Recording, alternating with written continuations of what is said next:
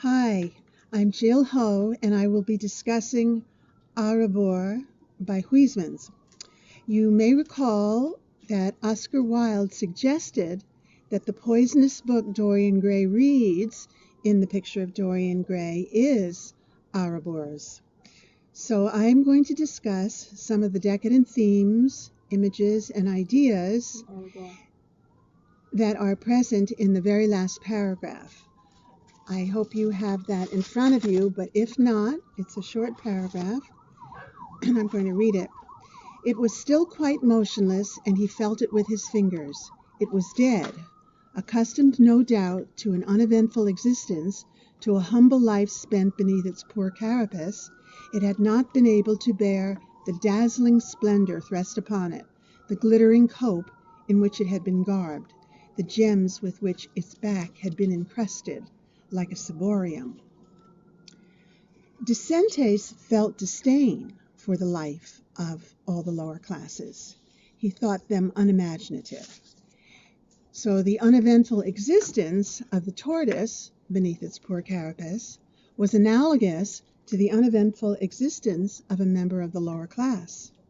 The reference to its humble life is an allusion to life without art, without beauty, essentially a meaningless existence. As an aside, I found it interesting to learn that the Society for Prevention of Cruelty to Animals, the SPCA, was founded during the Victorian era. And no doubt Huysmans was aware that there were people present in England who thought animals were entitled to kindness and respect. But the decadents did not think art should be a social critique, and they valued acting upon a whim, like buying a turtle to match one's Persian carpet. For Decentes, this was an expression of an unfettered imagination. You may recall that in The Decay of Lying, Wilde references Aristotle as one who acted upon a whim.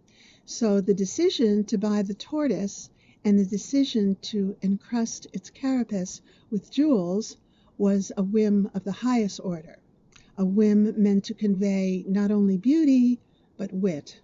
And so dazzling splendor was thrust upon the tortoise. And a lot of thought went into choosing these dazzling jewels. Knowledge of the elements, knowledge of alchemy, which the decadents prized over science. All of this went into choosing the shapes, the sizes, the colors of the stones that were fitted into the tortoise's shell. The decadents loved gold and precious jewels, and excess was one of their themes. Huysmans' novel, as you know, created the ultimate example of decadent literature. Plus, they wanted jewels that weren't available to just everyone. They had to dazzle. And in this way, they could express dissatisfaction with people and institutions who used them in uninspired ways. It was a way of signifying to the decadents the worthlessness of others. Alas, the tortoise died. It died of exhaustion, an important theme to the decadents. Exhaustion, ennui, and death have been a part of every story we read in class this quarter, but this death was associated with the Catholic Church, not the religion, but the excesses of the Church. The tortoise was described as having been garbed like a Catholic priest in a glittering cope, which is an opulent liturgical vestment worn by the Catholic priests, and it had been compared to a ciborium, which is a container designed to hold the consecrated bread or sacred wafers of the Eucharist. This paragraph, I believe, is a critique of the excess of not only the Church, but of bourgeois society and the decadents themselves. The death of the tortoise is the result of a series of never-ending desires that go on escalating until they reach their inevitable conclusion, which is death. What is significant to me is the title, A rebours against nature. Initially, I thought was the treatment of the tortoise by a decadent dandy. And this in itself was against nature. But now that I've examine this paragraph further, I think that had the tortoise gone on living, that would have been against nature.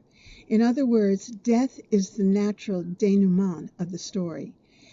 It is, of course, the story of the end of anyone's life, but how the decadents chose to live, how they chose to express themselves, is what makes the decadent period unique.